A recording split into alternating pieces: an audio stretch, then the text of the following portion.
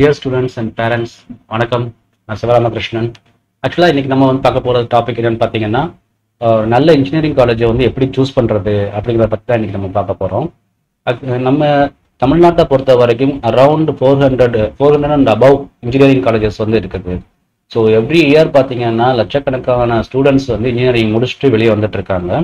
அதில் பார்த்தீங்கன்னா கிட்டத்தட்ட வந்து ஒரு 70% ஆஃப் ஸ்டூடெண்ட்ஸ் வந்து பார்த்தீங்கன்னா வேலை இல்லாமல் வேலை தேடி அலைஞ்சிக்கிட்டு தான் வந்து வெளியே வர்றாங்க. ஒரு 30% ஆஃப் ஸ்டூடெண்ட்ஸ் மட்டும்தான் வந்து நல்ல வேலையோட காலேஜை விட்டு வெளியே வர்றாங்க.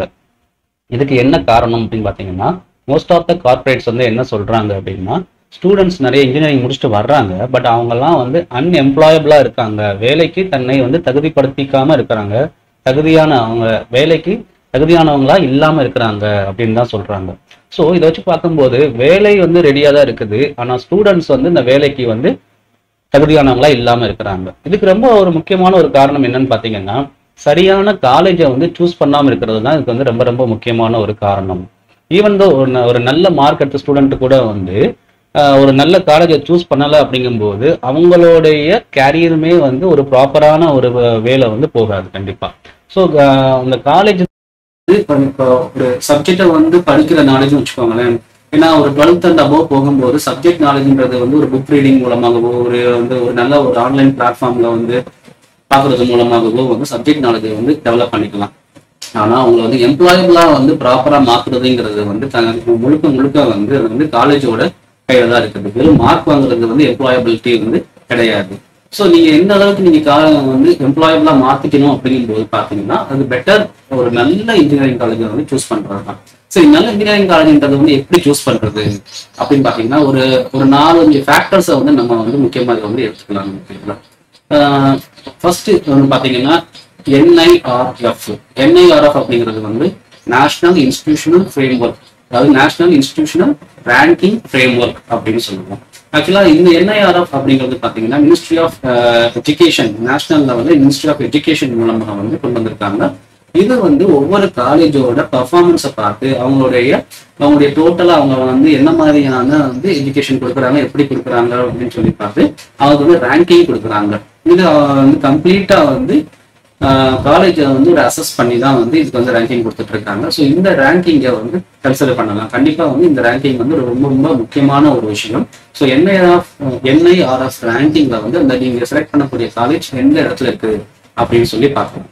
ரெண்டாவது விஷயம் பாத்தீங்கன்னா NBA, national board of accreditation. Accreditation அப்படின்றது பாத்தீங்கன்னா ஒரு தரச்சான்று அப்படின்னு சொல்லுவாங்க. அதாவது நீங்க இப்ப அந்த ஒரு இன்ஸ்டிடியூஷனோட குவாலிட்டி எந்த அளவுக்கு இருக்குது.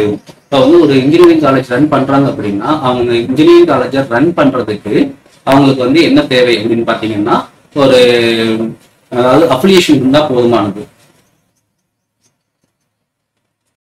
இன்ஜினியரிங் காலேஜை ரன் பண்றதுக்கு வந்து அஃபிலியேஷன் இருந்தா போதுமானது. ஆனா அந்த காலேஜ்ல கொடுக்கக்கூடிய ஃபெசிலிட்டிஸ் வந்து எந்த அளவுக்கு ஹையர் கிரேட்ல இருக்குது, என்ன மாதிரியான ஒரு ப்ராப்பரான வந்து எஜுகேஷன் ரிசோர்சஸ் வந்து டீச்சிங் லேர்னிங்ல வந்து கொடுத்துட்டு இருக்காங்க, இந்த மாதிரியான விஷயங்கள் தான் அந்த காலேஜோட தகுதியை வந்து தீர்மானிக்குது. ஸோ அதைத்தான் வந்து நம்ம வந்து குவாலிட்டி வைஸ் வந்து நம்ம வந்து செக் பண்றோம். இதுக்கு தான் வந்து NBA அண்ட் NAC NAC இந்த மாதிரியான அக்ரெடிடேஷன் பாடிஸ் இருக்குது. ஸோ ரெண்டாவது பாயிண்ட் வந்து NBA அப்படின்னு நம்ம எடுத்துக்கிட்டோம்னா national board of accreditation. So இந்த NBA வந்து என்ன பண்ணுவாங்க அப்படின்னு பார்த்தீங்கன்னா இன்ஜினியரிங், அதாவது இது NBA வந்து எக்ஸ்க்ளூசிவ்லி ஃபார் டெக்னிக்கல் இன்ஸ்டிடியூஷனை வந்து அக்ரெடிடேஷன் பண்றதுக்காக வந்து இருக்கிறாங்க. அதாவது இது வந்து மற்ற ஆர்ட்ஸ் அண்ட் சயின்ஸ் காலேஜ், மற்ற காலேஜஸ், மற்ற teacher education college, arts and science college, இந்த மாதிரியான காலேஜஸ் வந்து அக்ரெடிடேஷன் பண்றதுக்கு NACன்னு சொல்லியிருக்காங்க. NAC வந்து ஈவன் வந்து டெக்னிக்கல் இன்ஸ்டிடியூஷனுக்கும் வந்து அக்ரெடிடேஷன் வந்து கொடுப்பாங்க. பட் ஆனால் வந்து NBA அப்படிங்கிறது வந்து பார்த்தீங்கன்னா பியூர்லி டெக்னிக்கல் இன்ஸ்டிடியூஷனுக்கு மட்டும்தான் வந்து கொடுத்துட்டு இருக்காங்க. அதுவுமே வந்து இது வந்து ஓவரால் இன்ஸ்டிடியூஷனுக்கு கிடையாது, ஒரு இன்ஸ்டிடியூஷன்ல இருக்கக்கூடிய ஒரு ப்ரோக்ராமுக்கு தான் வந்து இவங்க அக்ரெடிடேஷன் கொடுத்துட்டு இருக்காங்க. அதாவது ஃபார் எக்ஸாம்பிள் ஒரு காலேஜில் வந்து BE mechanical engineering, civil engineering, computer science, IT இந்த மாதிரி நிறைய வந்து ப்ரோக்ராம்ஸ் வந்து இதை வந்து கொடுத்துட்டு இருக்காங்க இல்லையா. ஸோ அந்த பர்டிகுலர் ப்ரோக்ராம் வந்து எந்த லெவல்ல இருக்குது, அவங்க என்ன மாதிரியான சிலபஸை ஃபாலோ பண்றாங்க, சிலபஸ் இம்ப்ளிமெண்டேஷன் எந்த அளவுக்கு இருக்குது, ஸ்டூடெண்ட்ஸோட டீச்சிங் லேர்னிங் ப்ராசஸ் வந்து எந்த அளவுக்கு இவங்க வந்து வச்சிருக்கிறாங்க, ஸோ அதை வந்து எப்படி இவங்க அடுத்த லெவலுக்கு வந்து கொண்டு போக போறாங்க, இந்த மாதிரியான ஃப்ரேம் ஒர்க்லாம் எப்படி இருக்குது அப்படிங்கிறத வந்து அசஸ் பண்ணி அதில் இருக்கக்கூடிய மற்ற ஃபெசிலிட்டிஸையும் அவங்க அசஸ் பண்ணி ஸோ அந்த ப்ரோக்ராமுக்கு வந்து இவங்க அக்ரிடிட்டேஷன், அதாவது ஒரு தரச்சான்றுன்றதை வந்து கொடுக்குறாங்க. ஸோ இந்த NBA அக்ரிடிட்டேட் ப்ரோக்ராம்ஸ்ல ஜாயின் பண்றது ஒன் ஆஃப் த பெஸ்ட். சரிங்களா? அதுக்கப்புறம் பார்த்தீங்கன்னா NAAC அப்படிம்பாங்க. NAAC அப்படிங்கிறது வந்து national assessment and accreditation council அப்படிங்கிறது. ஸோ இந்த NAAC அப்படிங்கிறது பார்த்தீங்கன்னா இப்போ NBA எப்படி ஒரு பர்டிகுலர் ப்ரோக்ராமுக்கு மட்டும் வந்து அக்ரிடிட்டேஷன் கொடுக்குறாங்களோ அது மாதிரி NAAC அப்படிங்கிறது பார்த்தீங்கன்னா ஆல் ஓவர் இன்ஸ்டிடியூஷனுக்குமே வந்து அவங்க அக்ரிடிட்டேஷன் வந்து கொடுக்குறாங்க. அதாவது இப்போ இன்ஸ்டிடியூஷன் லெவல்ல இவங்களுமே வந்து ஒவ்வொரு ப்ரோக்ராமையும் வந்து அசஸ் பண்ணுவாங்க. அவங்க எப்படி சிலபஸ் கொடுக்குறாங்க, இங்க இருக்கக்கூடிய டீச்சிங் ஃபேக்கல்ட்டிலாம் வந்து ப்ராப்பரான எலிஜிபிலிட்டியோட இருக்காங்களா, UGC நார்ம்ஸ் படி இருக்கிறாங்க, அவங்க வந்து என்ன மாதிரியான ரிசர்ச்லாம் பண்ணியிருக்காங்க, என்ன மாதிரியான பேப்பர்லாம் பண்ணியிருக்கிறாங்க, இந்த மாதிரி எல்லா விஷயங்களையும் வந்து அசஸ் பண்ணுவாங்க. ஆஸ் வெல் அஸ் இன்ஸ்டிடியூஷன் வந்து என்ன மாதிரியான ஆக்டிவிட்டிஸ்லாம் கொடுக்குறாங்க, பிளேஸ்மெண்ட் ஆகட்டும், அதர் ஆக்டிவிட்டிஸ், கல்ச்சுரல்ஸ் ஆகட்டும், ஏன் இன்னும் வந்து அவங்க வந்து இந்த சோசியல் ரெஸ்பான்சிபிலிட்டிக்கு வந்து என்ன மாதிரியான ஆக்டிவிட்டிஸ் கொடுக்குறாங்க, அதாவது இப்போ இந்த ஸ்டூடெண்ட்ஸை வந்து எம்ப்ளாயபிளாக மாற்றுறதுக்கான ஆக்டிவிட்டிஸ்லாம் என்ன மாதிரியான விஷயங்கள்லாம் பண்ணிட்டு இருக்காங்க, இந்த மாதிரி எல்லா விஷயங்களையும் அசஸ் பண்ணி ஆல் ஓவர், அதாவது ஆல் தி ஹோலா வந்து அந்த இன்ஸ்டிடியூஷனுக்கு வந்து ஒரு கிரேட் கொடுக்குறாங்க. அதுதான் வந்து NAAC அப்படிங்கிறது. ஸோ இந்த NAAC அக்ரிடிட்டேஷன் பார்த்தீங்கன்னா A++, A, B, B++, இந்த மாதிரியான நிறைய கிரேடிங்ல இருக்குது. ஸோ இந்த மாதிரி NAAC அக்ரிடிட்டேஷன்ல வந்து ஹையஸ்ட் ஒரு பாயிண்ட் வாங்கிக்கக்கூடிய காலேஜஸ் சூஸ் பண்றது one of the best policy. ஓகேங்களா? இதுக்கப்புறம் பார்த்தீங்கன்னா அட்டானமஸ் சொல்லலாம். அட்டானமஸ் அப்படிங்கிறது பார்த்தீங்கன்னா இப்போ நம்ம அண்ணா யூனிவர்சிட்டிக்கு கீழே வந்து நிறைய காலேஜஸ் இருக்குது. அதில் வந்து எல்லா காலேஜஸும் வந்து அண்ணா யூனிவர்சிட்டி வந்து என்ன சிலபஸ் சொல்கிறாங்களோ, என்ன மாதிரியான வந்து கரிக்குலம் ஃப்ரேம் ஒர்க் வந்து கொண்டு வராங்களோ, எப்படி வந்து டெய்லி ஆக்டிவிட்டிஸ்லாம் பண்ணணும்னு சொல்கிறாங்களோ, இதைத்தான் வந்து எல்லா இன்ஸ்டியூஷனும் வந்து ஃபாலோ பண்ணணும். சம் ஆஃப் த இன்ஸ்டியூஷன் அதாவது அந்த அட்டானமஸ் வந்து கன்ஃபர் ஆன இன்ஸ்டியூஷன் பார்த்தீங்கன்னா அவங்களுடைய கரிக்குலத்தை வந்து அவங்க ஓனா வந்து ரெடி பண்ணிக்கலாம், அவங்களுடைய ஆக்டிவிட்டிஸ் அது எல்லாத்தையும் வந்து அவங்களே வந்து டிசைட் பண்ணிக்கலாம். ஸோ இந்த மாதிரி அட்டானமஸ் கன்ஃபர்டான இன்ஸ்டியூஷனுக்கு வந்து ஒரு யூனிவர்சிட்டியோட சிலபஸாக ஃபாலோ பண்ணணும் அப்படிங்கிற வந்து ஒரு அவசியம் கிடையாது. ஸோ இங்கே என்ன பாயிண்ட் அப்படின்னு சொல்லி பார்த்தீங்கன்னா அந்த அட்டானமஸ் இன்ஸ்டியூஷன்ன்றது வந்து அவ்வளோ ஈஸியாக வந்து கிடைச்சிடாது.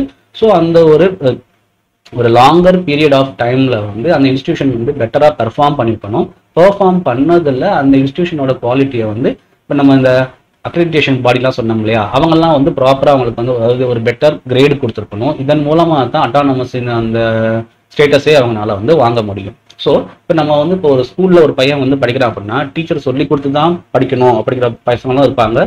இல்லை ஓனா அவங்களே வந்து நாலேஜபிள் பசங்க தான், அவங்களே ஓனா படிச்சுக்குவாங்க. ஸோ அவங்களுடைய தரம்ன்றது வந்து கொஞ்சம் ஹையராக இருக்கு இல்லையா. அந்த மாதிரி இந்த இன்ஸ்டிடியூஷன்றது வந்து அஃபிலியேஷன், அதாவது அண்ணா யூனிவர்சிட்டி அஃபிலியேஷன் தான் ஃபாலோ பண்ணணும் அவசியம் கிடையாது. மற்ற இன்ஸ்டிடியூஷனை விட இவங்களுக்கு அந்த குவாலிட்டி வந்து இருக்குது.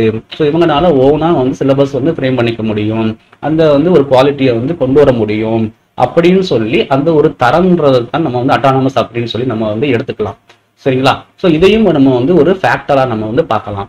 So NIRF ranking, NBA accreditation, NAAC accreditation as well as autonomous. So இந்த விஷயங்கள் எல்லாத்தையுமே வந்து நம்ம காலேஜ் சூஸ் பண்றதுல ஒரு முக்கியமான ஃபேக்டரா நம்ம கன்சிடர் பண்ணும்போது நம்ம ஒரு நல்ல இன்ஜினியரிங் காலேஜை வந்து சூஸ் பண்ணலாம். ஓகேங்களா?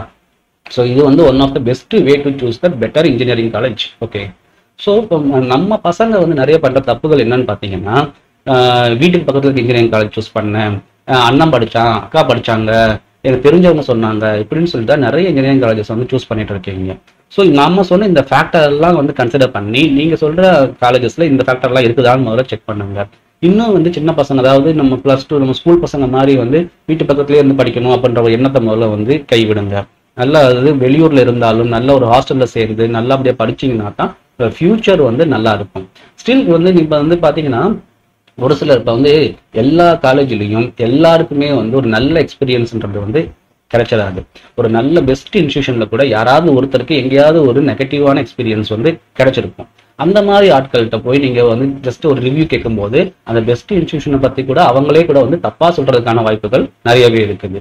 இதே தான் அப்படியே வந்து வைஸ் வெர்சா ஒரு தப்பான இன்ஸ்டியூஷன்ல யாரோ ஒருத்தருக்கு எப்படியோ வந்து காட்ஸ் கிரேஸ்ல வந்து ஒரு நல்ல வேலை கிடைச்சிருக்கலாம். ஆனா வந்து அவங்க கிட்ட கேட்கும்போது அந்த காலேஜ் நல்ல காலேஜ் தான் சொல்லுவாங்க. ஆனா பட் பேசிக்கலா அந்த காலேஜ்ல வந்து ஒரு நல்ல ஃபெசிலிட்டிஸ்ன்றது இல்லாம இருக்கலாம். ஸோ இந்த மாதிரி வந்து ஜென்ரல் பப்ளிக்ட வந்து ஒப்பீனியன் கேட்கறதோ, அண்ணன் படிச்சான் அக்கா படிச்சாங்கன்றதுனால நான் படிக்கிறேன் அப்படிங்கிற மாதிரியோ வந்து ஒரு இன்ஸ்டியூஷனை வந்து சூஸ் பண்ணாதீங்க. பெட்டர் வந்து ஒரு நல்ல ஒரு எக்ஸ்பர்ட் கிட்ட வந்து ஐடியா கேட்டுக்கோங்க. அண்ட் அஸ் வெல் அஸ் நீங்களும் வந்து அந்த காலேஜுக்கு வந்து நேரடியாக போய் விசிட் பண்றது இன்னொரு பெட்டர் இது. நம்ம சொன்ன இந்த ஃபேக்டர்ஸ் எல்லாத்தையுமே நீங்க வந்து கன்சிடர் பண்ணும்போது உங்களுடைய காலேஜஸை வந்து நீங்க ரொம்ப பெஸ்டா சூஸ் பண்ணலாம். உங்களுடைய ஃபியூச்சரையும் பக்காவா ஃப்ரேம் பண்ணிக்கலாம். ஸோ இந்த மாதிரியான ஒரு ஃப்ரேம் ஒர்க்ல வந்து நீங்க காலேஜை சூஸ் பண்ணுங்க. உங்களுடைய ஃபியூச்சர் சூப்பராக இருக்கும். All the best. உங்களுக்கு வந்து அடுத்து என்ன காலேஜில் சேரணும், என்ன கோர்ஸில் சேரணும், என்ன மாதிரியான என்ட்ரன்ஸ் எக்ஸாம்ஸ்லாம் இருக்குது, என்ன மாதிரியான ஸ்காலர்ஷிப்ஸ்லாம் இருக்குது, இந்த மாதிரியான டீட்டெயில்ஸ்லாம் வந்து கம்ப்ளீட்டாக தெரிஞ்சுக்கணும்னாலோ, உங்களுக்கு இருக்கக்கூடிய டவுட்ஸை வந்து கிளியர் பண்ணணும்னாலோ நம்ம கீழே இருக்கக்கூடிய நம்பரில் வந்து கால் பண்ணுங்க. அதே மாதிரி எஜுகேஷன் ரிலேட்டடான எல்லா அப்டேட்ஸையும் நீங்கள் வந்து உடனுக்குடனே நீங்கள் வந்து தெரிஞ்சுக்கணும் அப்படின்னா நம்மளுடைய வாட்ஸ்அப் கம்யூனிட்டிலையும் வந்து ஜாயின் பண்ணுங்கள். உங்களுக்கு ரெகுலர் அப்டேட்ஸ் வந்து அதில் கொடுத்துக்கிட்டே இருக்கும். It will be helpful. Use பண்ணிக்கலாம் நீங்கள் இதை. தேங்க்யூ.